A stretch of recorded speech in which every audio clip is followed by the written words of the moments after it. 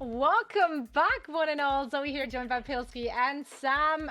We have a match to break down. Listen, this was a little scrappy, bit of a back and forth, but there is so much to discuss here. Where do we even start, right? Let's talk about the map pick here first, because it felt like watching this match. I don't think GN actually expected the bind to come out. For obvious reasons, No. They did not look like they had a plan for this. Yeah, CGN, it's kind of crazy. Like, you lose the last 4 games of bind in a row, and then you go ahead and pick it in a series, which might be the most important game of you going through to the playoffs of Ascension.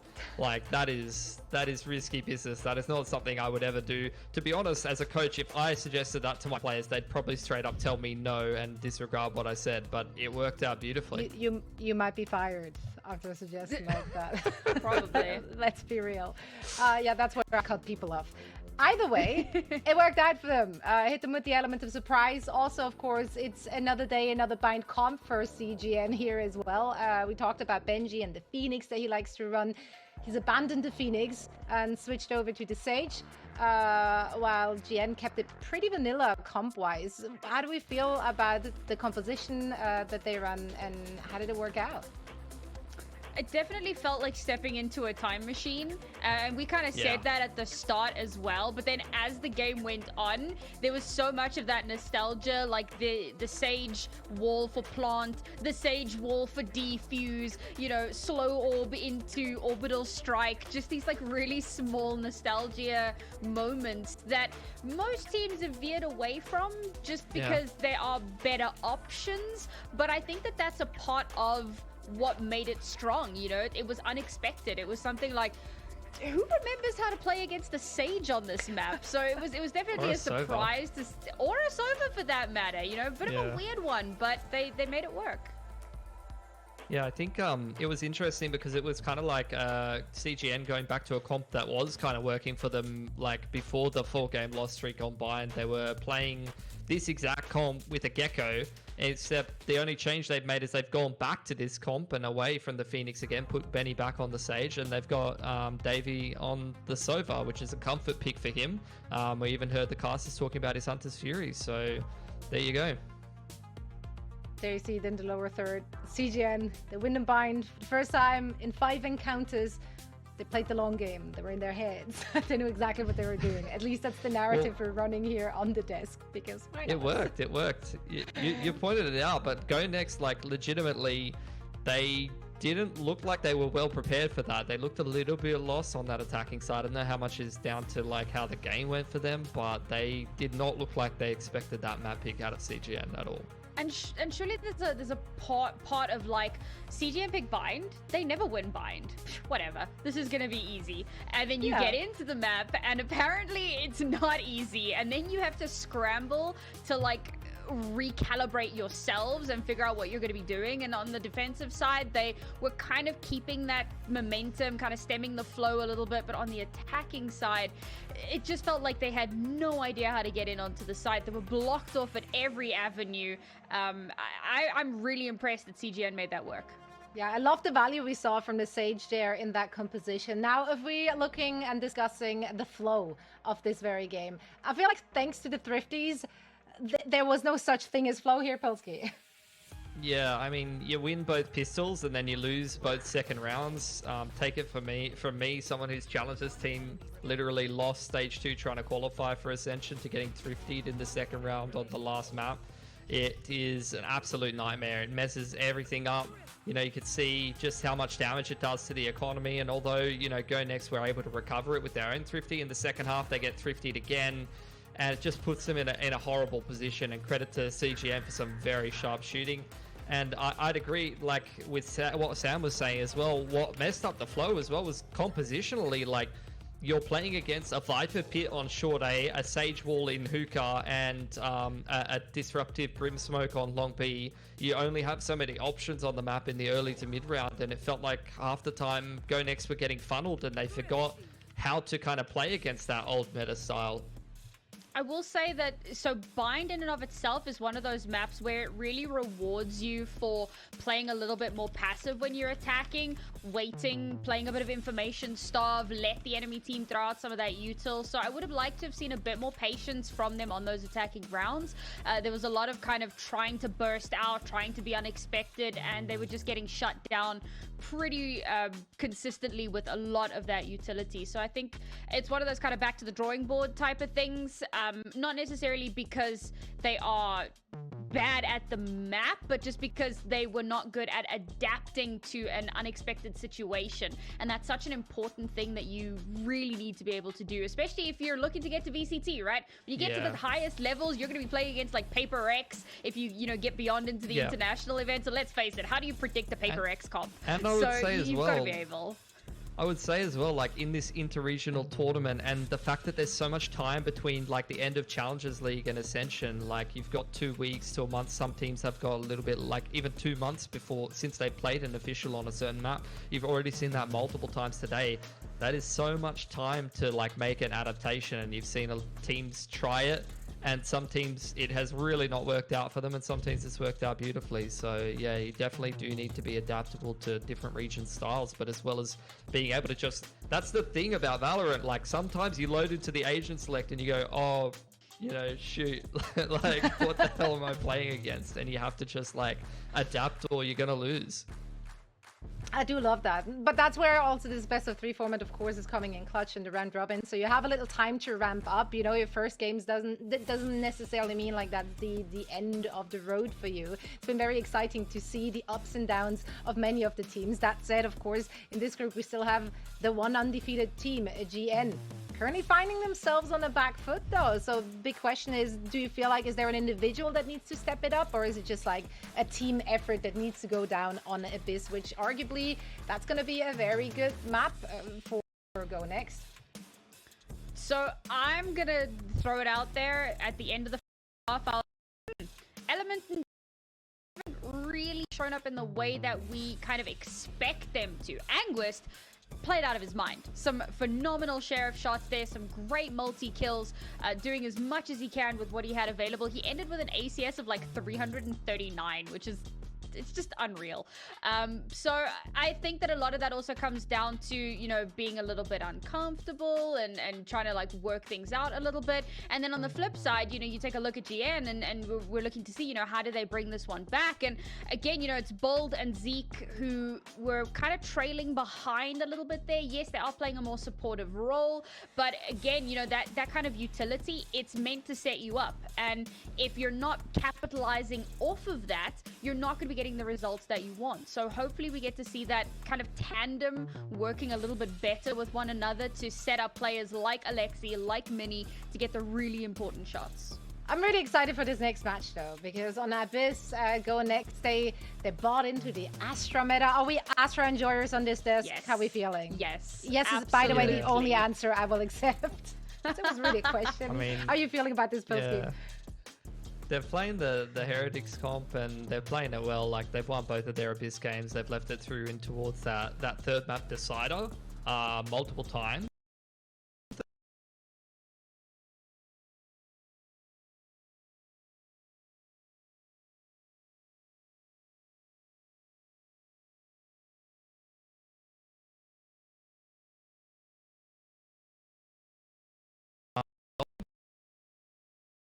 Couple of reps for CGN, but what I will say is they've actually been changing up the comp by one different agent each time. So similar to the Bind, similar to some of the other maps that you're seeing from them, they might be that team that does like to switch things up in the agent select. Oh, and here is said agent select. Yeah, Go Next. Once again, relying on the good old Astra pick. On the other side, though, they're dropping the Astra. Yeah, and that's a Phoenix. I know that they did play it the other day, and it is Benny, so that shouldn't come as a surprise to like anyone. But I don't love it. Hater Sam is back in the building. We'll take a look at Go Next comp, and I definitely love that a lot more. I think the Sova brings a lot to the table here. I love the Astra, as we mentioned. You can do so many shenanigans with that, so hopefully we get to see the full extent of what that comp can do. And we will in just a second. And for all the action, we of course going to send it over to Mitch and Tom. Thank you so much for our analyst desk's work here today. Tom, it could be over, or almost. We could be seeing a 2-0 in favor of CGN, but Go Next, do you have faith in their bounce back? Remember, now they're up against Benny on that Phoenix. The thing is, right, I think Go Next have been very good on this map, but I also don't think they would have had to play against a composition that runs like this. That's the thing that is unique about this team, is that they're running this Phoenix across all maps. It's clearly something that Benny is incredibly comfortable on. He's happy to sacrifice for the team, and on a map that teams are still very much feeling out, I don't mind it, especially when you consider what most teams are doing on this map, which is playing those B post plants. Well, he has something that can directly rip apart those post plants, which is running through smokes and pot flashing himself into angles. So I don't know, I'm excited for it. If anything was going to beat this comp, it might be this. Well, that's it. The opportunities are most certainly there. Starting us out, there's a bit of a battle with Invasion of Go Next going straight down middle. They've taken 3 players to the bottom of mid, fighting directly into the attacker's spawn, and already we're seeing a scrappy duel for the site with Alexic swinging through to deny the plant, reloading for more. It's Element to drop him, and with Vince still scrapping around middle, reinforcements needed. Prophet comes to help, but a little too late. Teammates have already fallen. Same can be said for him, though. Mini's already on the defuse. He's going to get it close. Davey has to rush around that corner, and as he swings, Mini's got his aim right on his head. A beautiful connection to close this one out in favor of Go Next. Another pistol. All right, Minnie. All right. We get it. You won the round. Just BM until he runs out of bullets on every pistol that's there. Oh, that is toxic as it gets. One of the weirdest pistol rounds I think I've ever seen. A super aggressive defensive fight that almost ends up coming back to bite them. The attack planting without clearing the site, which gave a huge opportunity to Alexic to find almost everything.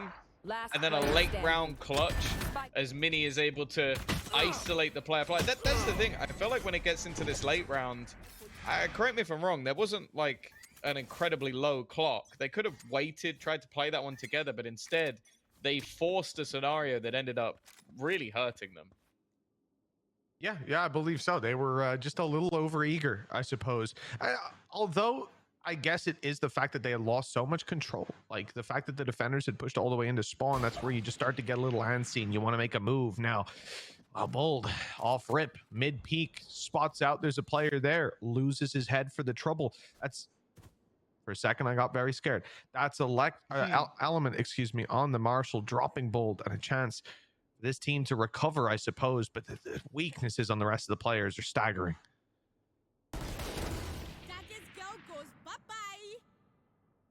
For now, at least.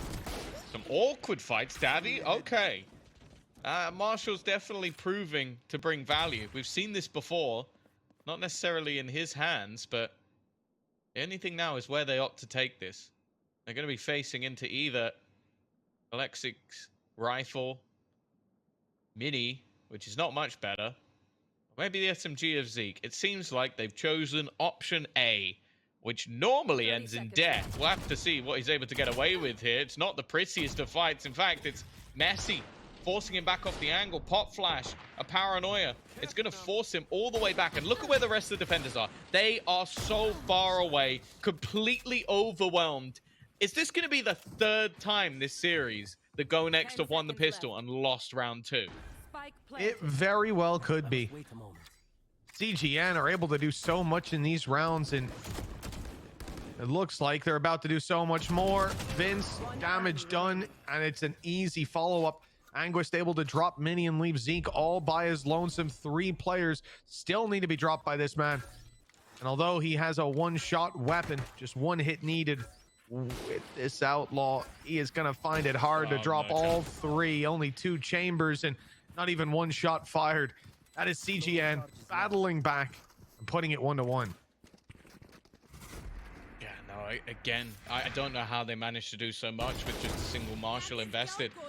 They win battles they definitely shouldn't be winning. Prophet maybe sticking around a little bit too much. He does reposition, but it's this fight onto Alexic. There was so much utility. The paranoia was perfect. The pop flash as well meant that there was no way he could be sticking around the angle. And the whole team very happy to just go together, fight together, and trade together. And I think that's been the real sort of credit I want to give over to CGN. Is this is definitely a unit. Sure, it's a unit that has players that we'll consider superstars. I think Anguist has definitely put himself up there as one of the best in this tournament so far, but even still, it's impressive how much they get done. And for Bold, again, that's just cursed timing. The conversation with Benny was very enlightening. Like I said, one of the things that I asked him was if he felt like it was difficult. And I said, you know, maybe every other team would answer opposite to you because you're here. Do you think it's difficult to prepare for so many different styles? And he was like, yeah, actually, I think that we're like, if you ask every team, they'll say that we hate CGN. They made us prep for so many different things. They're a headache. And that's the advantage, right? You're already putting them on the back foot. Add to that you're not losing that much because this is a comp with a lot of potential. He talked about the hot hands and how the DPS of that ability catches people off guard. He thinks it's the best molly in the game right now. And well, his success rate in terms of damage done, in terms of space cleared with it, I think it's fitting into this comp and into this team wonderfully. Go next. They've gotten a little bit of damage done, but a 2v3 still needed. All rifles on the site. This is going to be a tough one to even make more costly. I guess that's the thing. It's one of the mollies that, or it's the only molly that doesn't have a deterrent to your own, or yourself. I was going to say own team, but to yourself. Like, I think that does catch people off guard. You see it all the time with the fragment as well, when a teammate runs through their own fragment. The amount of people that would die to that just because it's not a smart thing to do, whereas with this, it actually is. You're going to heal yourself with it. But also, yeah, hold off an angle and do quite a lot of damage at the same time. You even see Zeke just, yeah, pretty much completely burn alive at the back of the site. It's going to be, again, an early advantage taken from CGN. This map is one that both teams have had their reps on. As Phoenix seems to be the fix to a lot of CGN's compositional problems. They like to throw it in wherever they can, and the ultimate is going to be a big part of it. Benny even trying to bait players. And the thing is, it's no surprise that Go Next are trying to make sure that there isn't an easy orb for him to take, battling for that early control, but it hasn't quite gone to plan.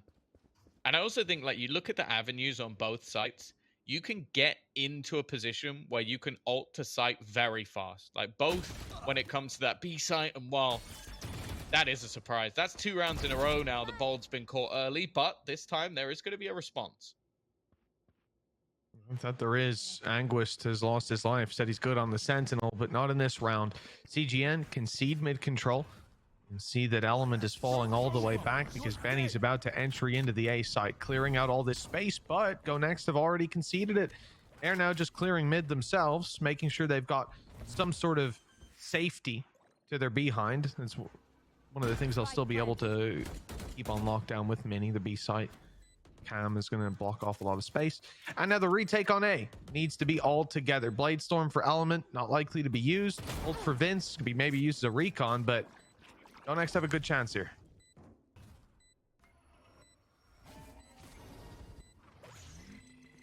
Good Penny. Already dizzy through. Alexic is going to find that opener. They know where Benny is, and they're trying to get players towards that defusal. In fact, they've been able to melt the rest of them away. And now, Benny's position is not a great one. Molotov, I don't think that's connected. It's not even going to matter. He's been cleared out anyway. A huge round for Alexic in the retake. And what a bounce back from from GN very, very quickly indeed. They've also done it without having to use any of their ultimates. So you look at what's available to them still. And they're going to be in a great spot for this round as well. This goes here. Oh, absolutely. Bounce back, a 2-2, 4 ultis, mainly looking at Zeke. Thrash could be huge to get them into the site. And you know that Alexic, after that good round, and the fact that there's no rifle in his hands with a couple seconds left, the Bladestorm is going to be active. And this is where things could get extra scary. The side of CGN, the early push Alexic is likely to go for, sees nothing. And we'll just be falling back now, conceding the space. CGN instead fight for middle. They have a trap covering their back, but the updraft's got to be scary. You know that eyes need to be gotten on that part of the map still.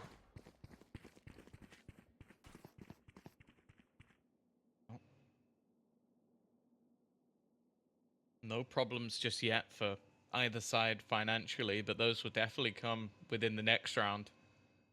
Maybe more so for Go Next. Thrash used just for info. It's going to be retrieved. It'll be allowed to be used again, but this quickly forces the hand of CGN for the fight. And well, after being a hero in the last round, Alexic's already gone. Mini, once again, a solo defender on this site, hoping that he can stop them before they get too far into the afterplant, but his position has definitely been noted. Holding on to it would have been a pretty big risk. And again, they're getting caught by that same cam. Anguis just causing them problems. Nice Hunter's Fury. No surprise, Davies on it again. That's 2 kills after early damage. And the side of Go Next decimated by this ultimate. It was already a poor start, a back foot, but now they've had their feet swept out from under them. It's time to go to the other side of the map and save. There's no way they're getting involved in this round.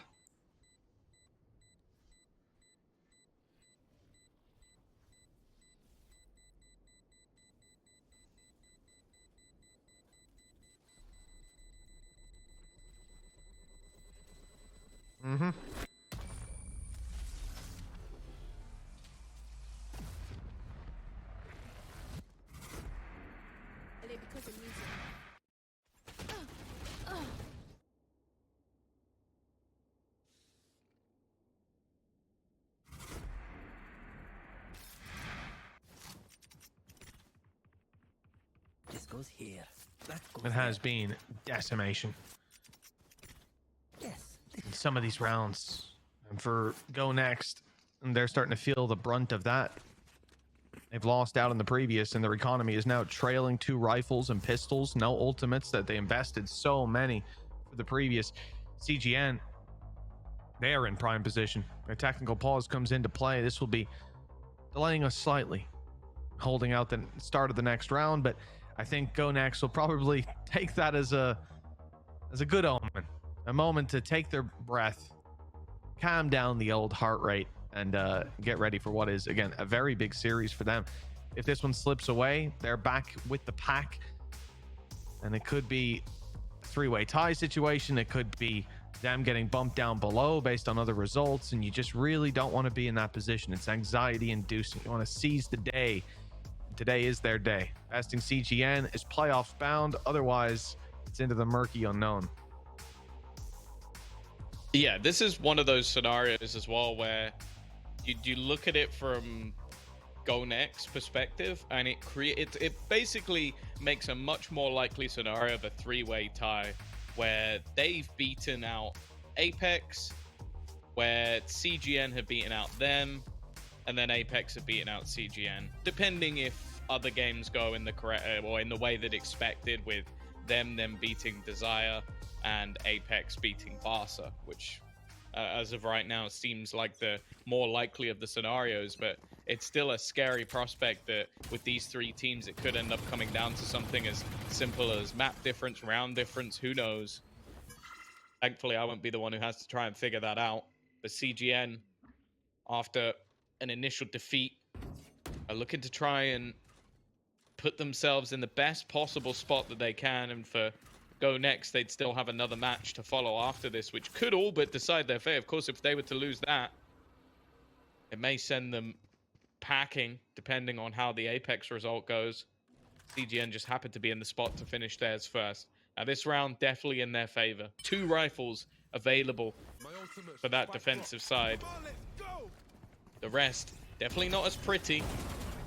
While they're going to use the ultimate, almost sending it out dry, but both the ult and element are gone. Oh, that's a big deletion. Go Next. Possibly in with a chance, despite the weaknesses they've brought to the field. 1 man down already. Everyone fighting from the same angle. No flanks for CGN. This has to just be the brawn of that side beating out what's on the other. And, well, Benny's certainly done a good job to start it. Anguist dropped after just the one. The rifle on Zeke presents a big challenge, one that Vince is keen to take. 3 versus 1 with Alexic, the last man standing in the open, and blinking, you missed those last 3 kills. It was quick, it was clean, and CGN extend that lead. It definitely seems like some of the more early battles in these rounds is where it can get a little bit dicey for CGN. I think the initial setup was solid, like having the trips to slow down the ult and then a player from above just making sure that they couldn't get anything done. But once it got into this post plant, it looked fairly comfortable. The likes of Vince and Davy stepping up to the plate to put them another round onto the board.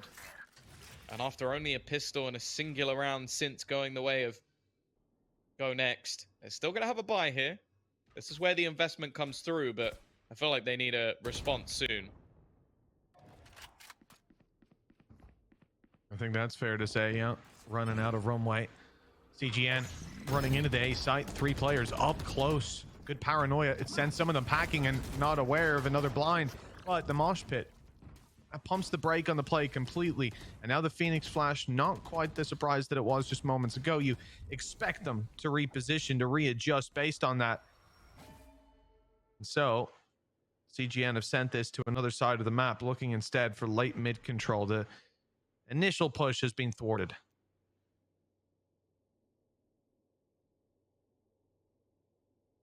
Again, CGN more than happy to just pump the brakes. It's already started to reduce the amount of defense that they've been running into on this side of the map. Vince going to use his ultimate almost just as a recon to try and find out where those players are. And Zeke, he's kind of out of this one. In fact, Bold is just going to go jumping in. Takes the risk instead. 25 seconds. First kill finally comes in, but it's gone that way of the defense. And more is needed, but Element wins that fight. In fact, they're winning every fight. There was 3 players waiting on that site, and the only one that gets a kill is straight through smoke. The second they revealed themselves, this round completely fell apart. It was looking like a great scenario for Go Next, but it wasn't to be.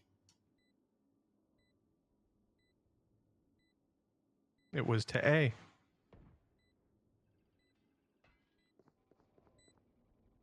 Didn't like that one? No, not particularly. I think you could do better. I thought I'd done a good job. But yeah, for CGN, another successful round, and they're looking to make this even better. Hunting down these final players. Alexic's been heard falling down. The Flash, well, at least he's escaped it for now. It looks like might have bought himself enough runway if he keeps going, but he's sticking around. He needs the kill, and he's got it on Benny, but dying seemed like a probability afterwards. He's made it around the corner. Angus couldn't catch him. Okay, well, not too bad at least with the op save, but I saw another player meet his demise. Yeah, Mini went down instead, so although you keep the more expensive gun, it's still not going to be the ideal weaponry. Pause being called by Go Next. Again, they need to stem the bleeding. It's only been, again, the pistol. They had an upset round, and then everything else. Well, I think the only round they won was a 4K from Alexic. Everything else has just not gone their way. A quiet game, quiet series so far for Bold. Someone who has been consistent. Mini also not quite off the mark. I think in the games prior to this, he's either been their best or one of the best players at least. In their last game, he was definitely their best. He was fantastic. You win a 1v5, I think you take the mantle, but so far they've been shut down. Davy, 8-2. Couple of those coming in, of course, with the Hunter's Fury, but it has been a clean performance so far, and you have to consider this is a chance for CGN to 2-0 the series, which it's not something we mentioned so much, but 2-0ing could actually be very important because it's going to do damage to the map difference of your opponent, which I know talking about something as trivial as that seems silly, but depending on the tiebreaker, that could be enough for them to go through to the playoffs. Well, that's it, Tom. You say talking about it seems silly, but we have literally seen teams cost their position in playoffs because of that rule set. So was BBL that happened to BBL, right?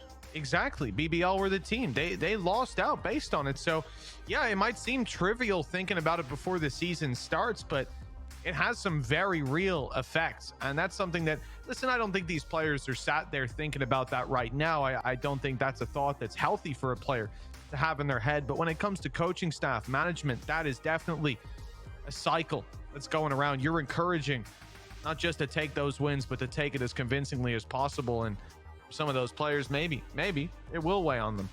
5 rounds for the attack side already, 1 map up. It's definitely not a very nice time to be in the Go Next camp. This is where they need to start the turnaround. They at least have their star player on an operator. We know that Alexi can pull off some impressive rounds with this gun, but it's a lot of pressure to put on his shoulders, and maybe a sheriff for Profek could do a little bit extra. The problem though is I feel like a lot of the time we talk about slowing down the momentum, and even a tech or a tactical pause can do that, but I don't think that's been the case for CGN. It seems like after most of these pauses, they come in with a solid game plan, a different idea to what they've been attempting. So any counter that their opponents might have come up with is normally null and void. And although they've definitely had their fair share of losing to the pistols, I feel like they've had more of their fair share of winning them. Especially in second rounds at the moment. They're not winning the pistol round, they're winning rounds with pistols other than the pistol rounds. Which is a very strange trait to have. It just seems like a bit of a plot hole, but just give Anguist a sheriff from now on in every pistol round. And his opponent's a vandal, and you'll be fine. Element straight in, and well, Bold is straight out. That's a clean opening duel. The rest of the side, although stacked up on B, they weren't expecting this form of a rush right up behind them, completely overwhelmed. Feeling like they're on the wrong side of Helm's Deep right now. This is really rough. All the info swinging to the other side. They know where they are. They've got the better weapons, and the man that could make a difference is on the other side of the map. This one is cleaned up, and the question is how many can Alexa get, or can he carry the weapon through? Because the problem is they've just ulted to find him. They do not want this op to be present in the next round. Oh, he's getting surrounded from every single angle. This is a nightmare. First, he's successful. Second, I won't be surprised if Vince catches him. Just a ratty angle to close him out. And that's the thing, he won't be able to afford another one of those for the next round. So that kill actually does make a huge difference to their purchase into the next. That's the thing though, just again, I said that they like to change things up. A quick take into middle. You know your opponents don't have the range to fight you there. I was also a little bit worried that maybe the drone wouldn't clear, but Davi at the last second flicks the drone the other way and spots out Zeke. And that's all the information that they needed. 6-2. Now expectations from Go Next will be that the attack side is better. That's where this composition has always had its success. Those post plants are disgusting. That's not a bad tag from Fold. And you know, he's caught a second player for a blind Hunter's Fury. That could have gone a lot worse. Like that. Could have gotten shot, could have missed, I suppose. Oh. Nice opening, and the follow-up was very nearly there as well. We've already seen Mini fall. Vince down below. They expected him for a moment, but he's got the timing.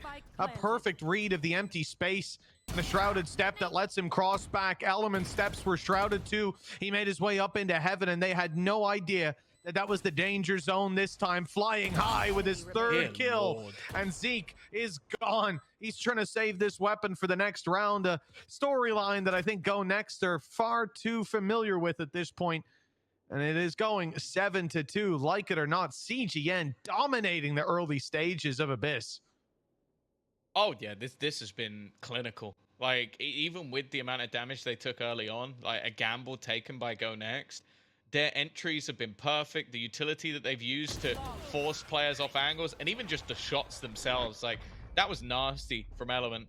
And I'm sure it's going to be frustrating. You're the representative of East, and the guy that is currently pounding you is from East. Like, he's a guy that has been stolen away by the DAC League. But the Serbian definitely, well, he's doing some damage to his brothers in arms, that's for sure. The other East players might not be welcoming him back anytime soon, but he might not need it. He's 12-5 right now. But the thing is, I'll give credit to Element. He's hitting every shot put in front of him.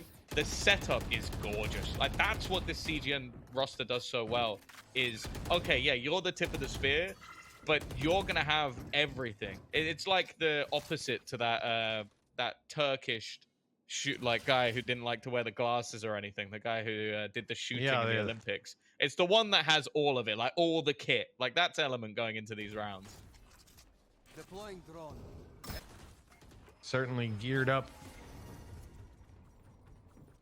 Element's been able to find so much space, but then again, look who on CGN hasn't at this point. Early fight, a nice attempt by Alexic, and some players spotted. In fact, that is read by CGN perfectly. They know. They've seen us. They're going to rotate. They're going to leave A a little bit more open, and there's an immediate migration to the right side of the map. But Go Next realized their mistake. 3 players now rotating into position. Looks like Benny is going to find this space, and I don't expect them to try to fight it. The guy has got his ult active, but they're still diving down, filling the space, looking to make this scrappy. Bold for good reason. Oh, he was cleaning up, but the response is instantaneous. Hey, even when it's going well, a second later, right back in with a problem. Alexic, he's been spotted. He's been isolated. Fighting into this isn't going to be easy, and well, as proven. For a moment, it got dangerous. Said it'd been quiet from Bold. That's a little bit more of what we've seen from him so far in this tournament, but right now they're still getting boomed. 8-2. And the crazy thing as well is we're looking at like teams today. The team's coming in with 2 victories apiece. We had it in our first match as well, where it was the 2-0 battle. And Pacific, well, I will say they did it on their own map choice. It was a close map 1, boomed them in map 2. The first map here wasn't even that close, especially not in the second half. And now they're getting boomed on their own map choice.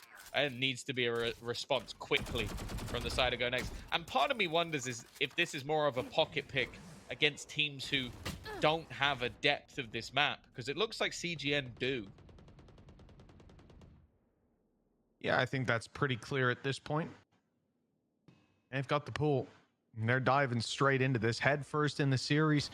Got some depth. 8-2. 6-round gap between them. That's quite the upstream swim for good old Go Next. The defensive side has given up control of middle this time, opting instead to just have a trap covering the deep push. This, I think, for CGN, they haven't dedicated themselves to either spot. Quite content that their trap is covering B, but it's been bypassed. Alexic is updrafted over. I think Vince heard it. I think he was close enough. He suspects the push, but that doesn't mean he can deal with Alexic. Opening duel for Go Next. It's definitely something. We've not seen too many of those. The Spike not in the greatest of positions either, with 25 seconds to make a move. Element is going to be... Oh, no! The timing for Bold again is nightmare fuel. Looks away the second his opponent comes around the corner. Pressure going to be onto Profek. He's someone who normally thrives within it. Has Zeke for support. The flash is perfect though. And so are both shots from Benny. The Phoenix doubters sat down. Whether you believe he's using it as an initiator, a duelist, whatever you like, it's working. And to find both kills at the back of the site is going to put this defense in a terminal position. Like, this is such a difficult place to fight back from. They've got the post plant ready, but nobody's overfacing. They're checking that, okay, they're not just going to try and ninja diffusers. They're not going to sit it in front of me, but the second I know you're not on it, it's the second I stop peeking. It's the regimented performance, and they're so ready for every single escape position. Think about how low Element was. It doesn't even matter. And, well, Davi got a little bit lost going on the hunt. But, Mitch, does it matter? Do you think their credits will suffer for this? Oh, yeah, listen, in all the rounds that are left in this map, Tom, and with so many rounds left to play for, I just think at some point they could be punished. You know what I mean? Because there's just so many. No, of course not. There's one round left to play for. This is at this point we're pretty much locking in the full buy. I think it's safe to say they can have triple ops to back them up if they want. But they don't. More conventional start. Go next. 4 ultimates though. Look, 9-2, horrendous scoreline. 9-3, horrendous scoreline, but slightly better. Almost immeasurable, but slightly. Go next. They can ult dump into this round and hope that makes the difference. But Davey's already got 2 kills. I mean, he's got the Hunter's Fury online. Drone tag or not, he's getting you.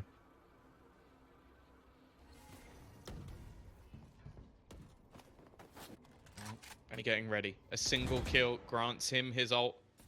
Hunter's Fury from Davi. I'm already scared.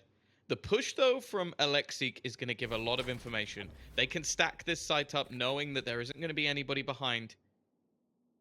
He's a little bit wary to potentially go over the top of it, but he can just make sure they're locked in. Round the corner goes Element. That's the opener they were looking for. Hunter's Fury combined with it. Make it a third for Element. He's looking to do it all. His counter jet. His opponent is going to try and turn the tide, try and fight this back. He's got nothing in his back arsenal. He's got nothing that he can play with. The Bucky is not going to help him here. It needs to be the Blade Storm, and he needs some help from a teammate. Profek, he's about to get peaked. There's 2 players ready and waiting for him, and it is an easy clear. What a half from CGN. I have to take my hat off to CGN. This squad coming in, I had no faith in them. Not only a second in your region, but also the Phoenix comps. Immediately, I hate them. But they have done so well, crafted their own style. We'll see how they get on in the second half.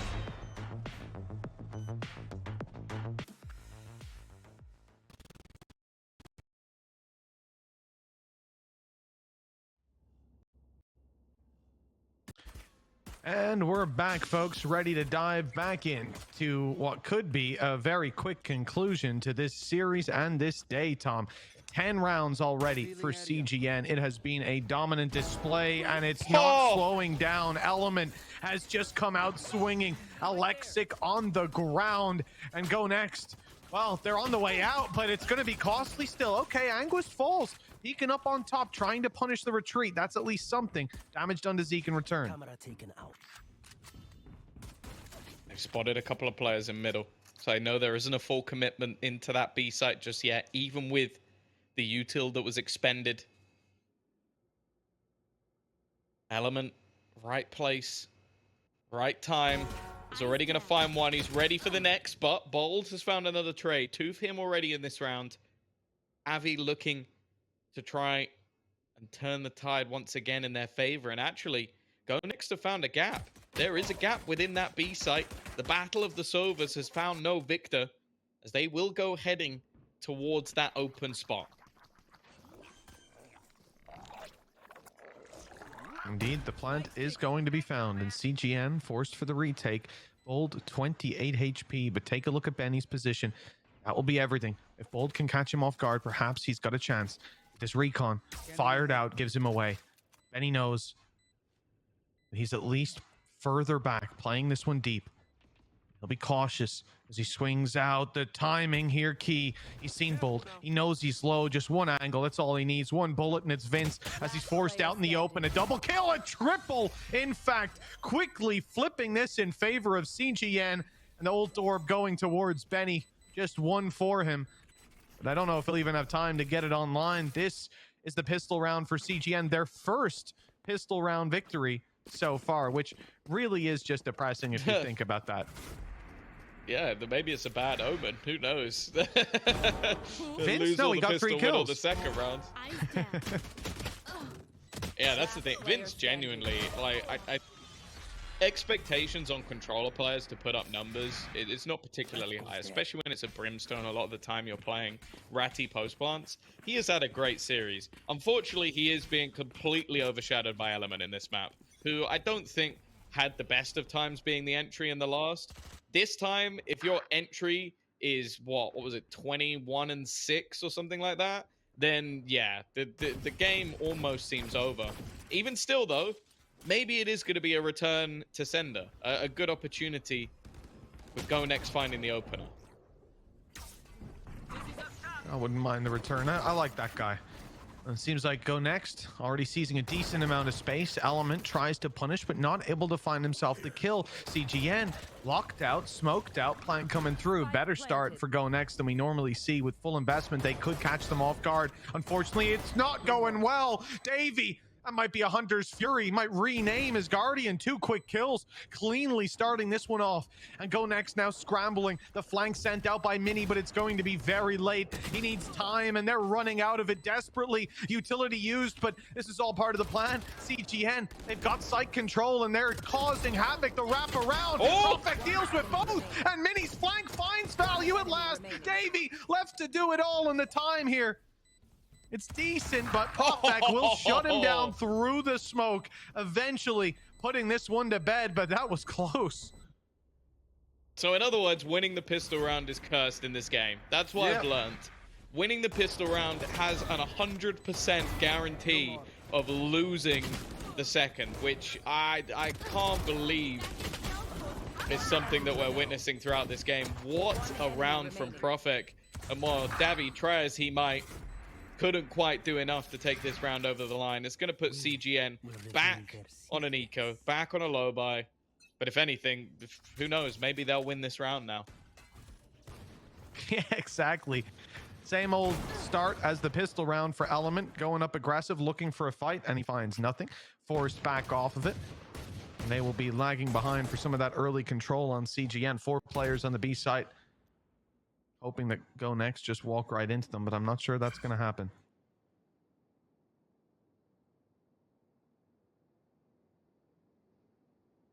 It's a round where if Go Next were only ever going to have any chance in this match now, they need to win it clean.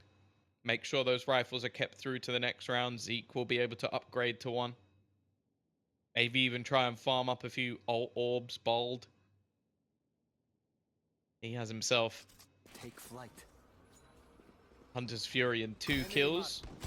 Or a kill and a plant. Element shouldn't be able to get anything from here, so desperately low, and the spams aren't quite connecting in the manner the defense would hope.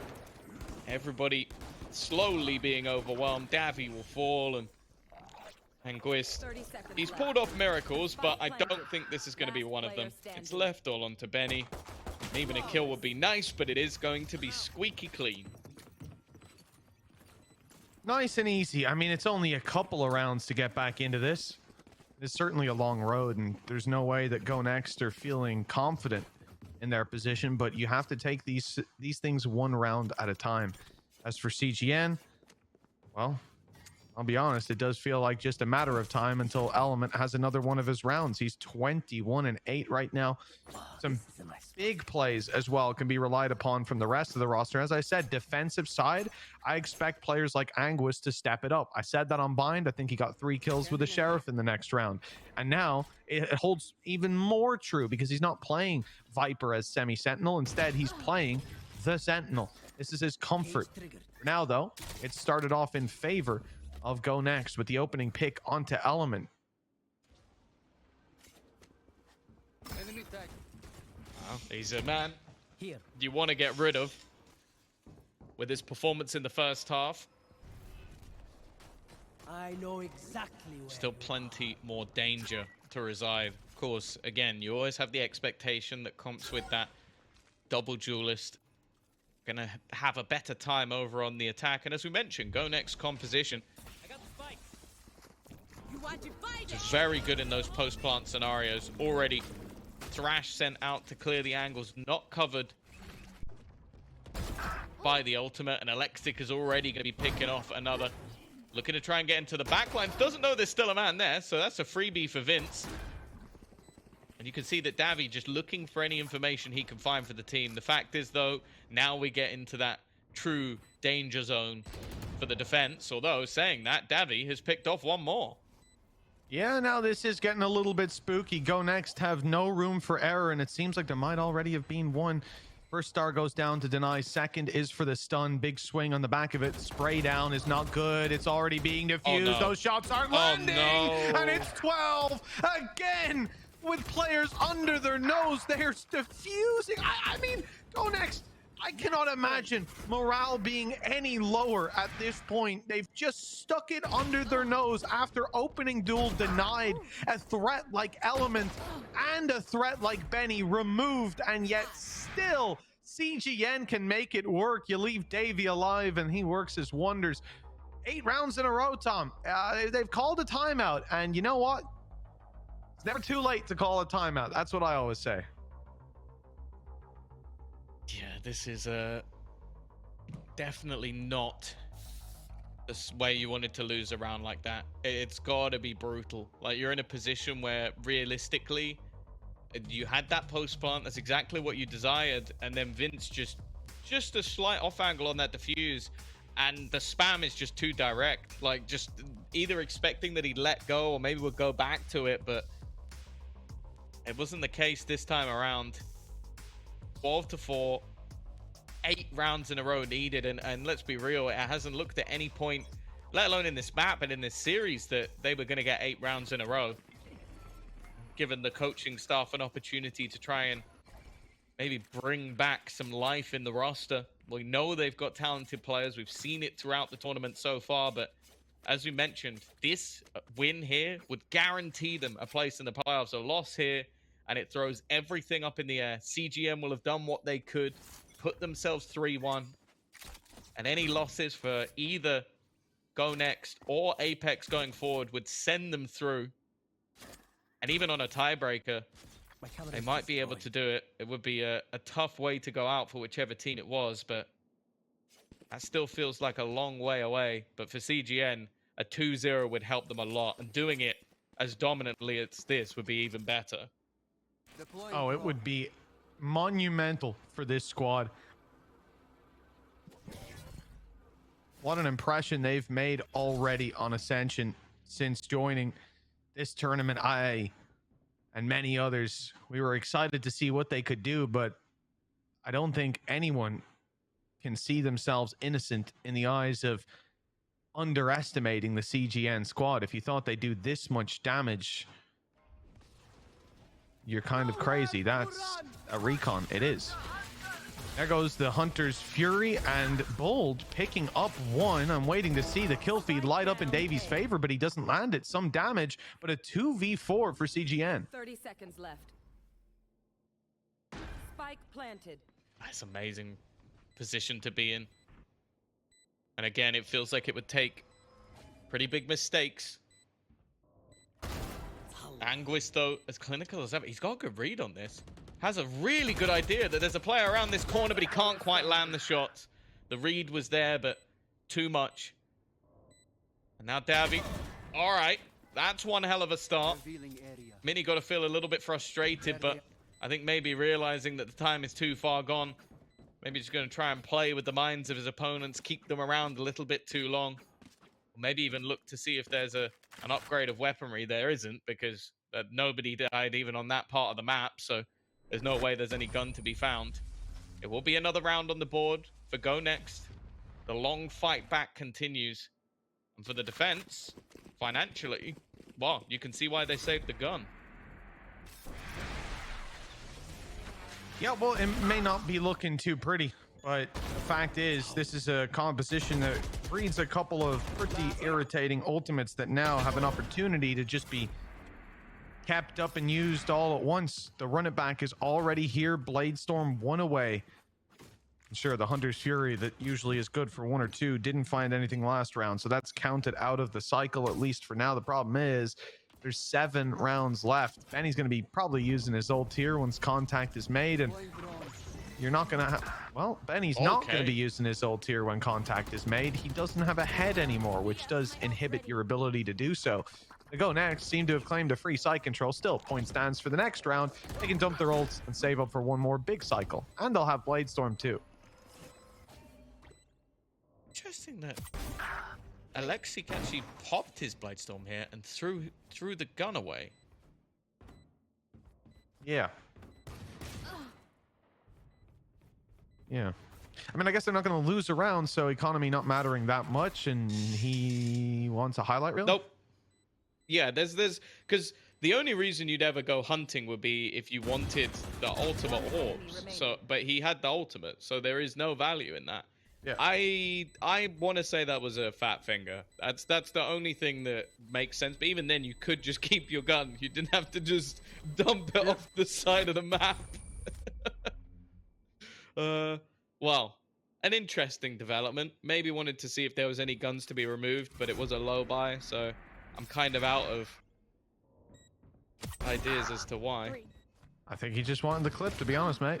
Go out there, grab a couple maybe kills. He wanted the ace. One enemy Yeah. remaining. Go for it.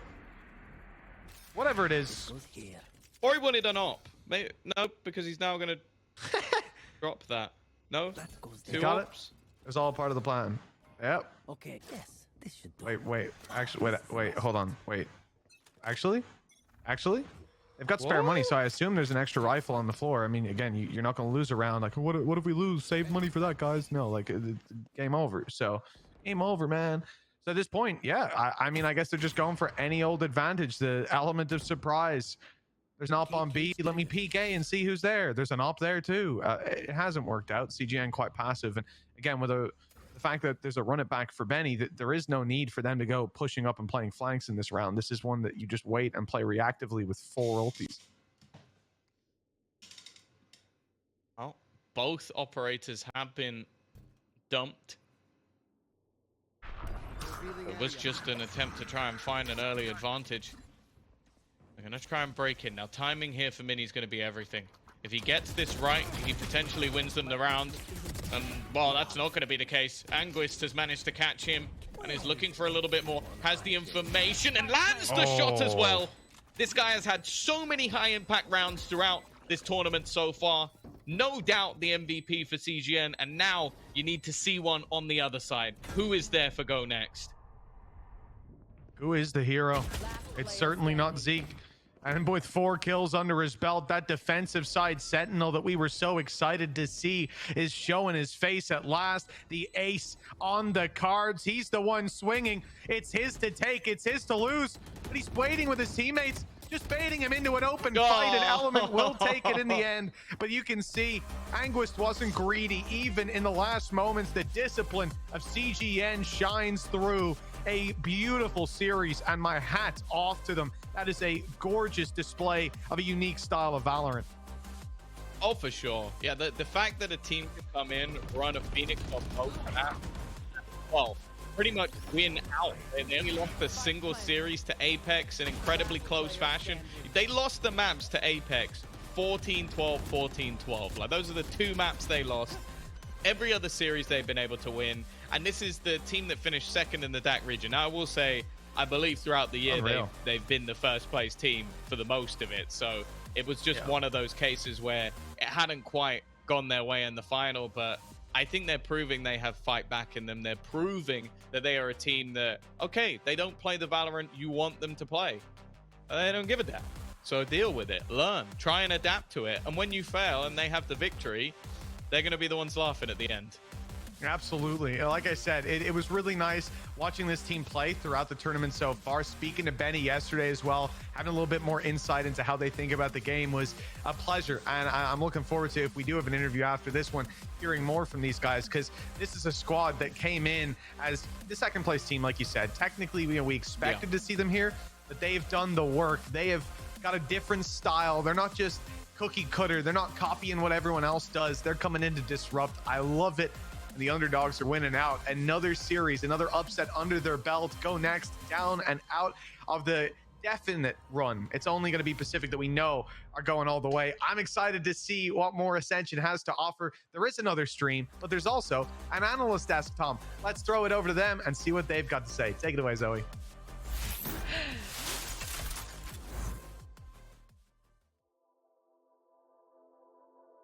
Thank you so much. It is us, your analyst desk, Zoe, joined by Pilsky and Sam. And Quite frankly, this group just got very spicy. Now the people doing the math in the background are like, oh no, we really need to get to work now. Apex, GoNext, and CGN are going to be duking it out for that playoff spot. So it wasn't a straight cut as we thought.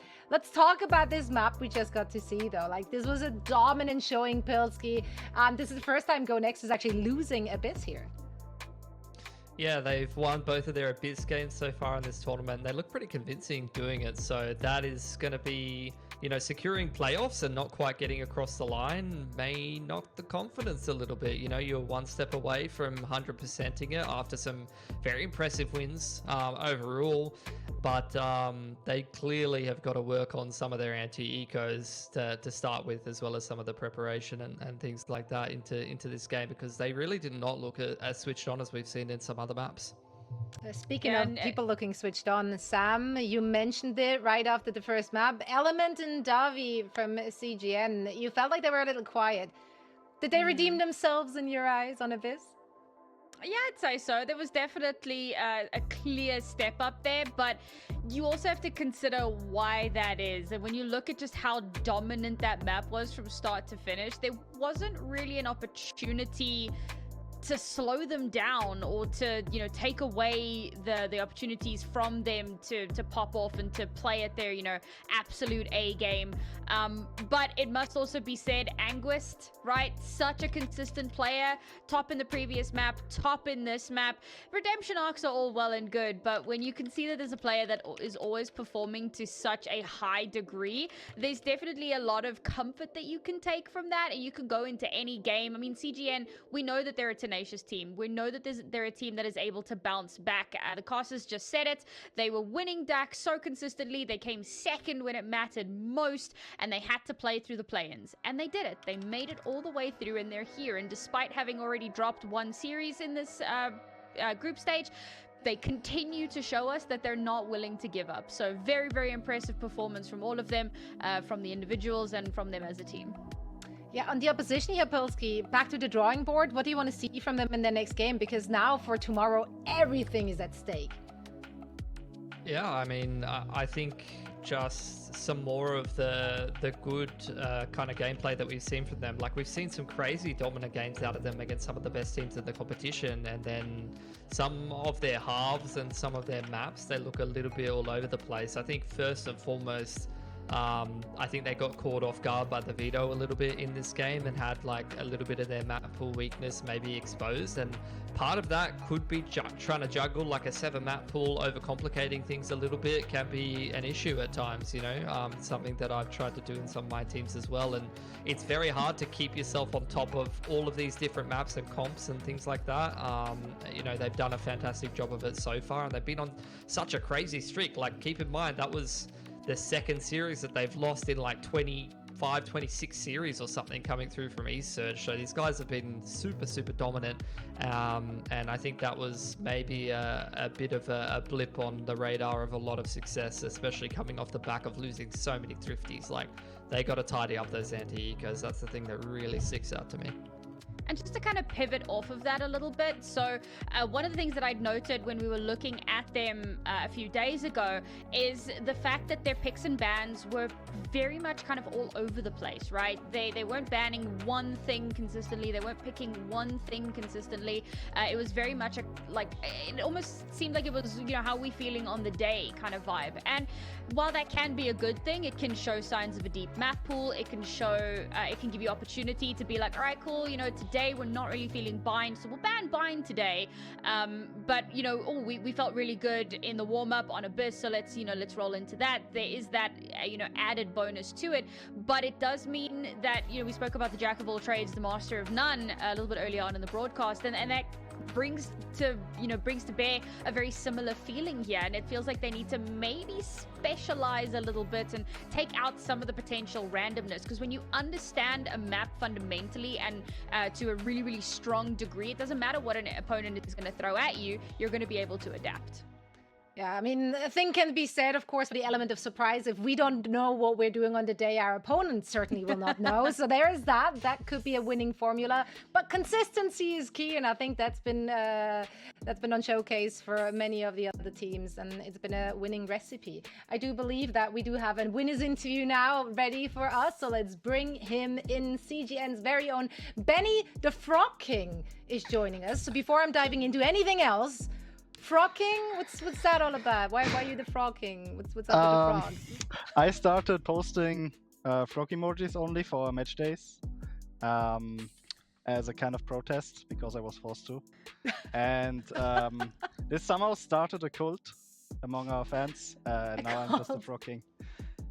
The Frog King. He's got his own cult. You know what? I'm here for this. I love this. And the cult will grow bigger. You guys showed such a dominant performance on Abyss today to close it all out. But before we actually discuss Abyss, I want to run it all the way back to Bind.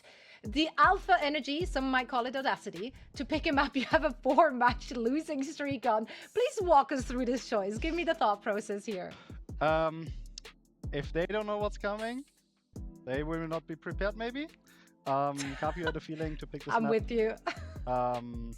We ended up changing the comp, and the surprise worked. They didn't know, and we just get an easy map. That was very, very well done. Honestly, I'm going to say, like, if I try to suggest that to some of the players that I coach, they probably would just tell me no. So respect for you listening to your coach. It worked out very well. You mentioned a little bit about the comp change. Seems like you guys have kind of gone back to your old comp, like the core of your old comp, and then put Davi on the sofa in a comfort role. Were you able to kind of keep some of the things you were already doing, or was it kind of more so fresh stuff, or a combo of both? Certainly a combo of both. In the past, we've always been a team that's been very much about being able to flex comps a lot, like crazy. I think people who remember our last year, we were changing basically match to match throughout the year almost. We've done this a bit less, but we've now used this again, and we've certainly combined like a few things we've learned across like the last couple of games, playing the other comp with Phoenix and Fate, and combined it with what we've played before. And so kind of in a similar vein, right, you look over towards Abyss, and it's kind of the opposite, where you were playing the Sage and then you started bringing out the Phoenix. So I was curious, I know that you're the Phoenix guy, so I don't want to hop on it too much, but specifically for Abyss, what is it that you think that Phoenix brings over the Sage, or, you know, another agent that really works and worked for you guys today, because this was such a dominant victory? Clear advantage of Phoenix in my mind on Abyss is Orbs. His ult for 6 points is crazy. This is insane to me. It's so easy to take aiming control as an attacker and just farm the orb every round basically. So you're able to basically just pump out ults. Doesn't even matter enemy eco. I don't care. I just use it. We're safe. We win this round. Then the flashes are also quite nice around certain angles. They have less application around others, but like some angles are really, really good. And the molly again, just with the post plant meta as well. Plant the bomb, go main. You have a molly extra, or if they want to plant the bomb with a Gecko, for example, you can molly the wingman. So just a few nice things you can do. Plus, like the ult is big bonus on this map. So I feel like it's just genuinely better than the Sage on this. Right, spoken like a true Phoenix player, obviously. But here's the thing though, like, obviously if we're looking at that squad in the previous matches you've played, like, we do expect that Phoenix, and that means obviously your opponents will as well. Do you feel like that is potentially something that can be abused heading into the playoffs? I'd like to see people try. I like playing this game when they try to counter certain things. This is where I really get to use my thinking capabilities. So sure, I assume people will try to abuse it somehow. It certainly has weaknesses. Yeah, I guess, yeah, it can be abused, but I'm eager to see what's gonna come to us. That's right. Run it until it doesn't work anymore. That's the jam. Now, you, of course, with this victory, you put yourself in a really good spot to actually make it to the playoffs. The level of competition has been extremely high. I mean, this is day 4 and we only have one singular team which is actually guaranteed through. Are you at all surprised by what you've seen from all these other leagues and all these other teams? Biggest surprise to me is Mouse losing to Ultimates, I think. Coming into the tournament, I was thinking this should be like one of the more safe games. So Ultimates have been surprising me the most, I would say. Pacific, I was not sure if they're gonna do as well as some people might expect. But I was open to just see, and yeah, they're doing fucking great. So not too much surprises besides, again, Mouse being down a bit and Ultimates performing so well against Mouse at least. I think they still have a game to play, so that's going to be interesting. As a fellow German, are you supporting Mouse, of course? Of course. Of course. People want the all-German final, right? Yeah. I can only cheer for them. They're on the other group, I can only cheer for them. If they're in our group, it's a different thing. You guys are top of your group, as we can see in the graphic there, but underneath you guys, Apex, who have the head-to-head against you guys. I wanted to ask you about that game specifically, because I remember watching it. I felt like you guys were in good positions on lots of maps. It was a bit of a weird game with a lot of like long streaks of rounds from both teams, but particularly I felt like you guys definitely could have won Ascent, and then they kind of slowed things down on their attack and started like punishing some of the pushes, things like that. What do you think was like the issue in that series, like when you started to concede kind of these long streaks of rounds? Do you think like you were maybe a little bit too like stubborn, or maybe not adapting well to what they were doing? What do you reckon? Ascent specifically was a sure win. This was the big fumble. I think we were up 5v3, 3 ults, enemies fully known. This was just clear pressure, hasty, hectic. We throw, and then it crumbled. Other than that, the streaks of rounds, I think they've done well figuring out what works well. We've been slow in the adaptation. I'm gonna be thankful for now because we still made it, and I think this gave us a great opportunity to learn for the future matches. Because I think we've identified a few things that we can now fix. But it was certainly a slow adaptation and not being able to be fast enough. I wanted to like pick up as well on that because you guys have had to grind your way through play-ins, and I've been involved in some of the other like Challenger League regions, and I think to myself often, even like the second best team from some regions are really, really good. So like, do you think grinding through play-ins, you've had to like already learn a lot of lessons and things like that, and play against a lot of teams that could do well in Ascension as well? I think we got lucky and we didn't have to learn too much. We've been playing well in the tournament, and I think we've maybe also caught KPI on a weaker day in the final. So it wasn't as challenging as we also anticipated it to be. With that being said, we still earned a lot of experience, I think, in the high pressure situation, because play-ins are essentially the same. You feel the same pressure. It's do or die. It's the last tournament. If you don't make it, you're out. So it's basically the same pressure you feel. So it was the big learning. Not too much about the gameplay, but again, I think we've been a bit lucky there, maybe. So I've got a question and a follow-up. So the first one is about your coaching staff. You guys have, on paper, a stellar coaching staff. You've got Capio, who comes from a storied history in tactical FPS, and of course you've got Zesht, who everyone should be familiar with just from his work in VCT and being a strong analyst. And I say on paper because, let's face it, we don't really know much more than that. So tell us a little bit about the coaching staff, the coaching structure. How does that work? How do they help prep you? Like, I really want to know about the team here. I think Capio is very unique as a coach.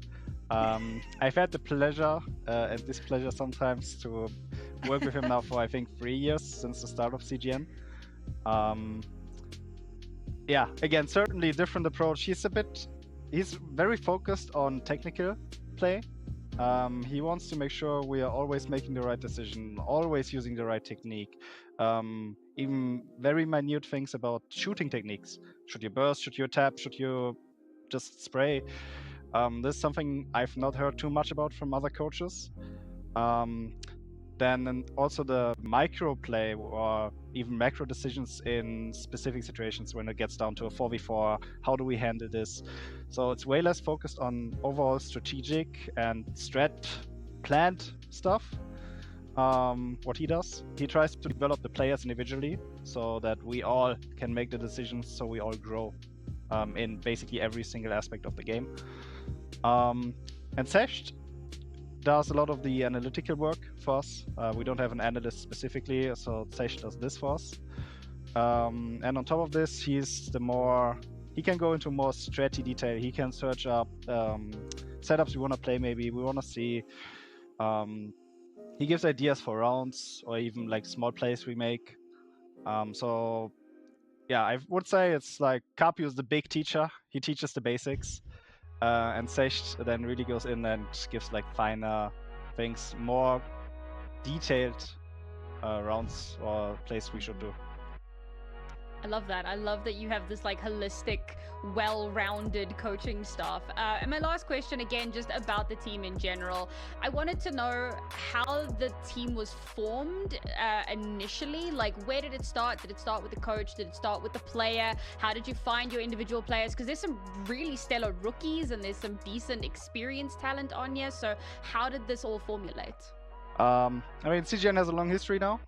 Capri and me being the only lasting members since the very start.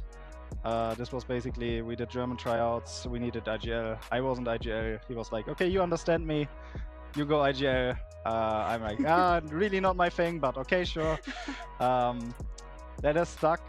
And then over the years, I think Element is then now the second longest player in the roster. That was a miracle pickup right before roster lock. We had a chance to trial him, it instantly fit basically, and we took him, and he's been with us ever since. And then Vince was next. We swapped him before Ascension. He came from our academy team that was closed down previously, sadly, but was a really solid player. Last year's Ascension, crazy performance for a young player especially. He's been just solid, crazy. And then Davi we picked up. We lost to him. We pick up the people we lose to. No, Davi overall, nice. Crazy good player, crazy good understanding of the game. Really, really good. And then Angus, we needed a new Sentinel. We were looking, and honestly, again, kind of like Ella, we got lucky. We found him, and in the end it fit, and he's been doing fucking crazy things. So we got lucky a lot. We've been in the game a lot as well, so I think it's fair we got lucky at some point. And the roster we have now, I think, is the best we've ever had. Yeah, I couldn't wish for more.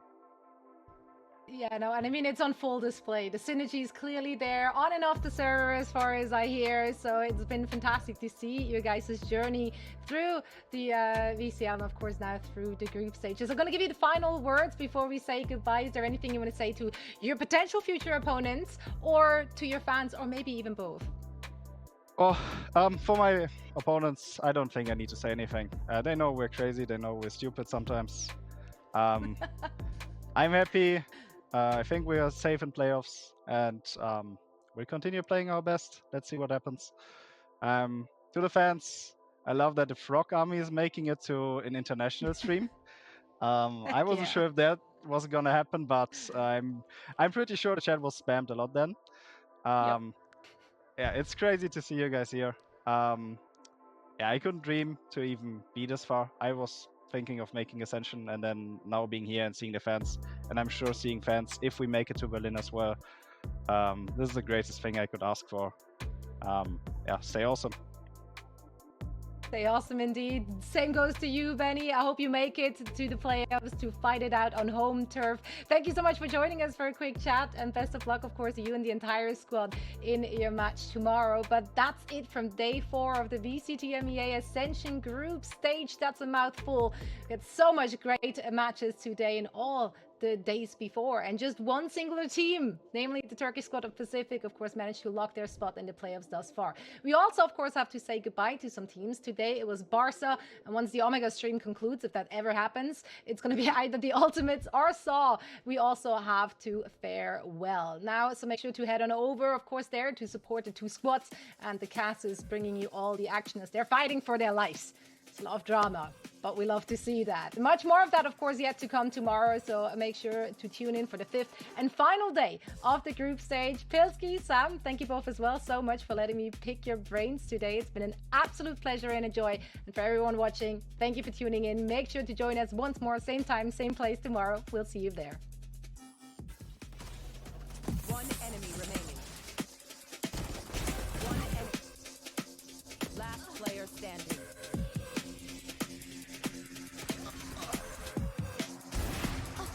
30 seconds left. Didn't know how man stay fly, man, I just sat down and I work rate high. Didn't know how man stay lit, man, I just move quick and I stay active. Didn't know how man stay boss, man, I pay that cost, long nights on the job. Didn't know I'm a pro, didn't know I'm in the zone. Didn't know how man stay fly, man, I just sat guy and I work rate high. Didn't know how man stay lit, man, I just move quick and I stay active. Didn't know how man stay boss, man, I pay that cost, long nights on the job. Didn't know I'm a pro, didn't know I'm in the zone. In my zone, yeah, I feel at home. Silence on my phone, focus on my goals. Doing my thing, got the blinders on. Building my stack, yeah, high and long. Time is on, I am a bomb. Golden touch, got the minus on. When I don't play, I'm on the way. Beast Mode King Kong coming today. Who's tried delay? Crush that, we don't just do okay. Hey, on the way from the cave to main stage. I'm about to engage. Raise the price of my wage. Didn't know how man stay fly, man, I just sat guy and I work rate high. Didn't know how man stay lit, man, I just move quick and I stay active. Didn't know how man stay boss, man, I pay that cost, long nights on the job. Didn't know I'm a pro, didn't know I'm in the zone. Didn't know how man stay fly, man, I just sat guy and I work rate high. Didn't know how man stay lit, man, I just move quick and I stay active. Didn't know how man stay boss, man, I pay that cost, long nights on the job. Didn't know I'm a pro, didn't know I'm in the zone. In my zone, yeah, I feel it.